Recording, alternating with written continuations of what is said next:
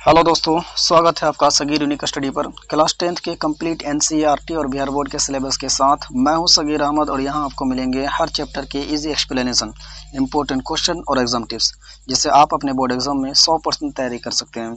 तो चलिए शुरू करते हैं। आज के टॉपिक है दो चर वाले रेखीय समीकरण के प्रश्न वाली 3.3 के क्वेश्चन नंबर 3 के 3 नंबर क्वेश्चन पढ़ने वाले हैं, जो कि परीक्षा की दृष्टि से बहुत ही ज़्यादा महत्वपूर्ण है।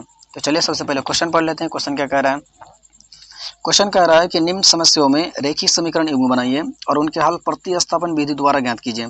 सबसे पहली बात, निम्न समस्या यानी जो भी यहाँ पे क्वेश्चन देकर रखा है, इसको एक रेखीय समीकरण में बदलना है और बदलने के बाद उसको एक प्रतिस्थापन विधि द्वारा ज्ञात करना है। तो सबसे पहली बात, यहाँ पे क्वेश्चन क्या कह रहा है कि एक क्रिकेट टीम के कोच यहाँ पे क्या है, एक क्रिकेट टीम के कोच ने 7 बल्ले तथा 6 गेंदें 3800 रुपये में खरीदी। बाद में उसने 3 बल्ले तथा 5 गेंदें 1750 रुपये में खरीदी। प्रत्येक बल्ले और प्रत्येक गेंद का मूल्य ज्ञात करना है। प्रत्येक बल्ले तथा प्रत्येक गेंद का मूल्य हमें ज्ञात करना है एक अलग तरीके से। तो क्वेश्चन यहाँ पे सीधा सिंपल सा है कि 7 बल्ला खरीदा, 6 गेंद खरीदी 3800 रुपये में, है ना। तो एक रेखीय समीकरण ऐसे ही बन जाता है। बनने के बाद उसको प्रतिस्थापन विधि से हल कर लेना है। तो सबसे पहली बात, जिस तरीके से इसमें मानना चाहिए,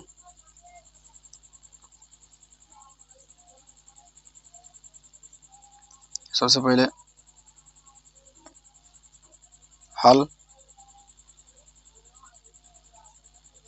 माना,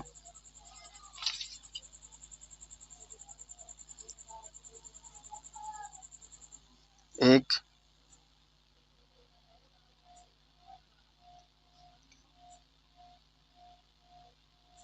बल्ले की कीमत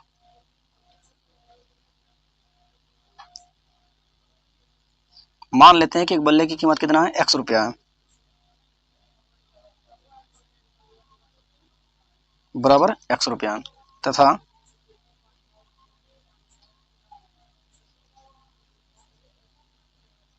एक गेंद की कीमत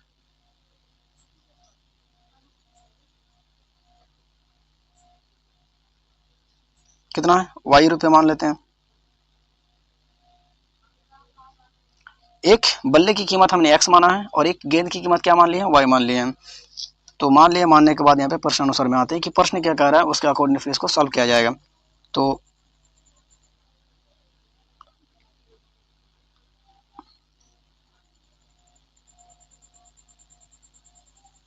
प्रश्न अनुसार प्रथम शर्त,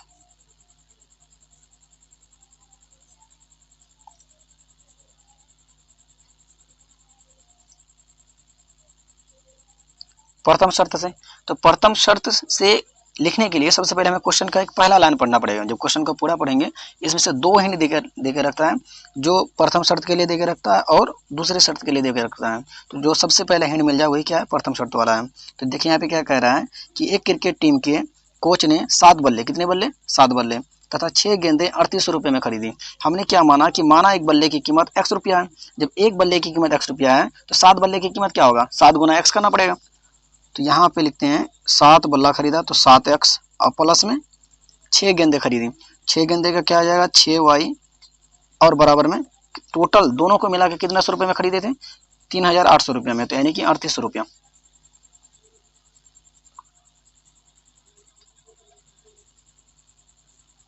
ये समीकरण 1 हो गया। अब क्या द्वितीय शर्त में आते हैं।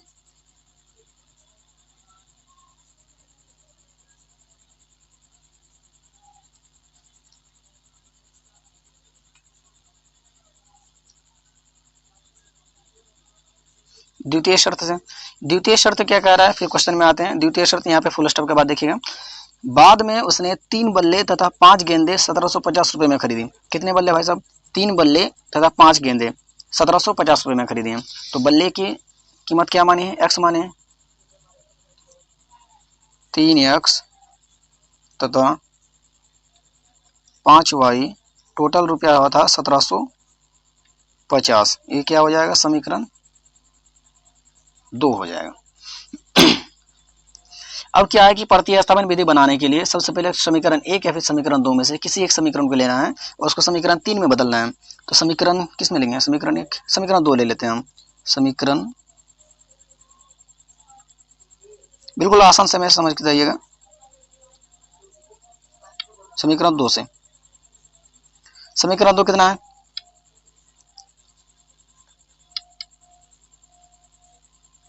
3x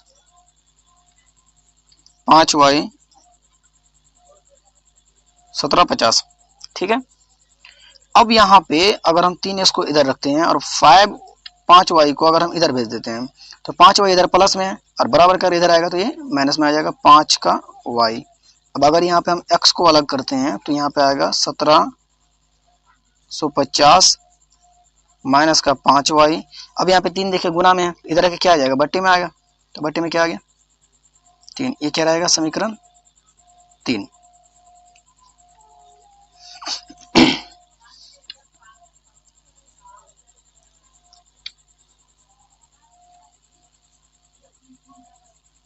अब समीकरण 3 को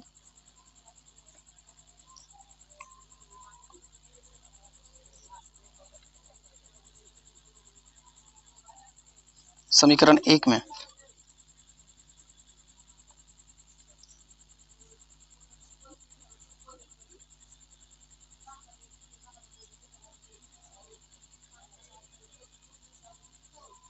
प्रतिस्थापन करने पर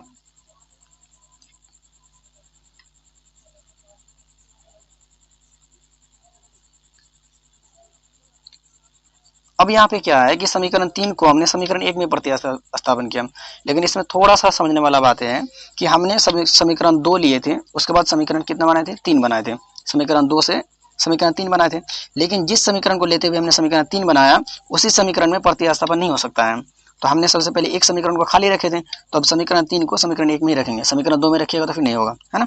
तो अब समीकरण 3 में रखते हैं, समीकरण 3 को समीकरण 1 में प्रतिस्थापन करने पर समीकरण 1 कितना कह रहा है,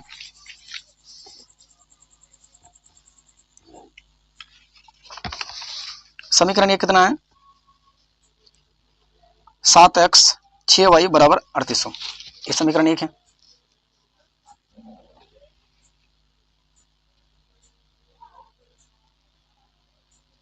सात एक्स 6y 3800, ठीक है। अब ये बात है कि जैसे यहाँ पे समीकरण 3 का मान आप देखिएगा, समीकरण 3 जो यहाँ पे है x बराबर 1750 माइनस में 5y बट्टे में 3, तो ये x का मान है, किसका मान है, x का मान है। तो जहाँ पे x रहेगा वहाँ पे हम इसका मान रख सकते हैं। तो यहाँ पे देखिए x है, तो x की जगह में क्या रख देंगे 1750 माइनस का 5y बट्टे में 3, तो 700 यहाँ पे 7 यहाँ पे क्या आ जाएगा गुना में आएगा। x का मान यहाँ पे क्या है 1750 माइनस का 5y बट्टे में आ जाएगा 3, इसको घेर देते हैं। अब प्लस में 6y ये वाला 6y है और बराबर में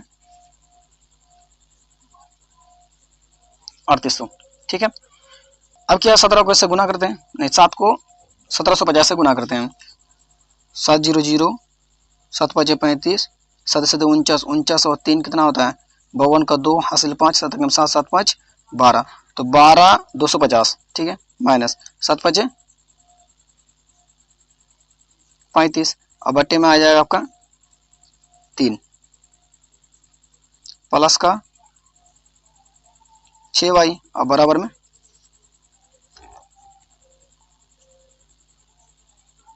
3800, ठीक है। अब इस 6y के नीचे अगर कुछ नहीं है तो क्या है, एक है, एक मान सकते हैं।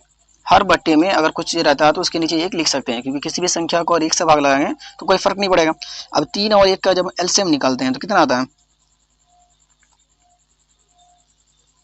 3 आएगा ना, 3। तो यहाँ पे 3 कम 3 तो 12 2 50 माइनस का 35y 6 18y। अब जो ये 3 यहाँ पे बट्टे में है, अगर इसको बराबर के इधर लेके आएंगे तो क्या आ जाएगा, गुना में बदलेगा ना, तो इसको चलिए गुना में बदल देते हैं 3800 12 250 माइनस, अब माइनस 35y में से 18y चला जाएगा, कितना बचेगा 17y बराबर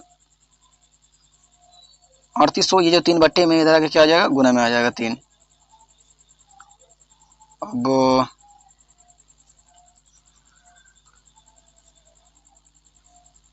माइनस का 17y बराबर 3 0 0 3 0 0 8 तिहाई 24 3 तिहाई 9 9 2 11, यह आ जाएगा 11,400। जब 11,400 इधर आ गया तो इधर देखिए 12,250 है, इधर प्लस में, इधर आके क्या आ जाएगा, माइनस में आएगा 12,250। माइनस का 17y ऐसे ही रहेगा। अब यहाँ पे ये बड़ा वाला है, ठीक है, इसमें से माइनस करेंगे। प्लस का 11,400 में से माइनस का 12,250 को क्या करना है भाई, माइनस करना है। तो यहाँ पे देखिए 0 में से 0 गया 0, 5 में से 0 गया 5, 12 में से 4 गया 8, यहाँ पे 1 बचा, यहाँ पे 1, यहाँ पे 1, यहाँ पे कट हो जाएगा। ये तुम्हारा माइनस का रहेगा, चिन्ह क्या रहेगा, माइनस का, क्योंकि माइनस की संख्या क्या है, ज्यादा है। तो ये माइनस और ये माइनस क्या हो जाएगा, कट जाएगा। y बराबर 850 बट्टे में 17, 17 पचे क्या होता है भाई साहब, 85। तो y बराबर क्या आएगा, 5, लास्ट में 0 है, 0 बैठा देते हैं, तो y बराबर कितना आ गया, 50। y बराबर 50 आ गया। अब क्या करना है कि y का मान समीकरण 3 में रख देते हैं, क्योंकि हमने समीकरण 3 से ही प्रतिस्थापन किया था। अब इस y का मान अगर हम समीकरण 3 में रखते हैं, x का मान नहीं निकलेगा। यहाँ देखिए x बराबर है 1750 माइनस का 5y बट्टे में 3। तो जब y का मान इस y की जगह में रखेंगे तो बचेगा क्या, x का मान ही निकल जाएगा, इसमें कोई और ये चीज़ है ही नहीं। तो हम इसको क्या करते हैं कि अब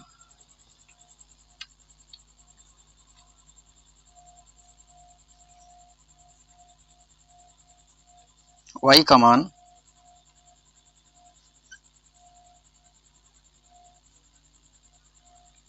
समीकरण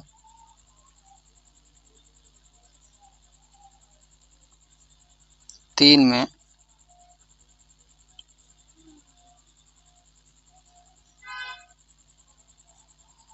रखने पर समीकरण 3 कितना कह रहा है,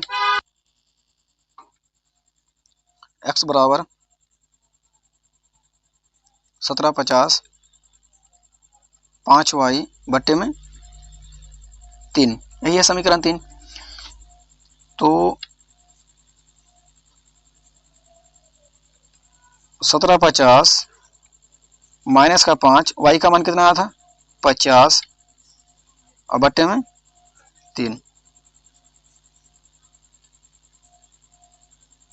1750 5 5 कितना होता है भाई साहब 25 और लास्ट में 0, तो 50 को अगर 5 बार गुना करेंगे तो कितना आएगा 250 और बट्टे में 3 बराबर आएगा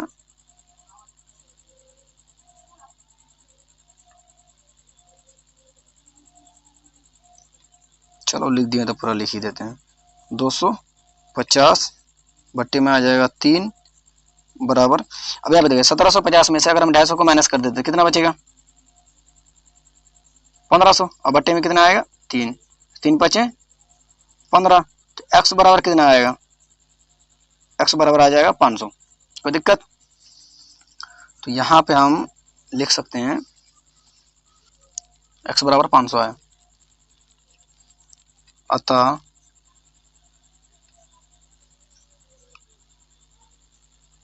एक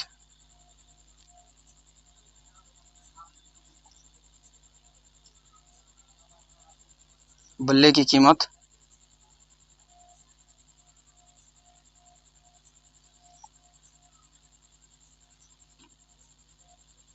x बराबर 500 तथा एक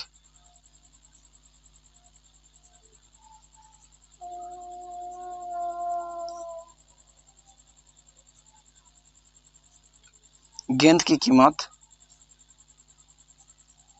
y बराबर 50, यही क्या है आंसर है, ठीक है। और गेंद की कीमत है 50 रुपया। दोस्तों आशा है आपको यह वीडियो पसंद आया होगा और आपने अब इसे अच्छी तरह समझ लिया होगा। तो ऐसे ही और महत्वपूर्ण लेसन और परीक्षा की तैयारी के टिप्स के लिए सगीर यूनिक स्टडी को सब्सक्राइब करें, वीडियो को लाइक करें और अपने दोस्तों के साथ शेयर करें। मिलते हैं अगले वीडियो में एक नए टॉपिक, एक नए क्वेश्चन के साथ। तब तक पढ़ते रहिए, आगे बढ़ते रहिए। शुक्रिया, धन्यवाद, जय हिंद, जय भारत।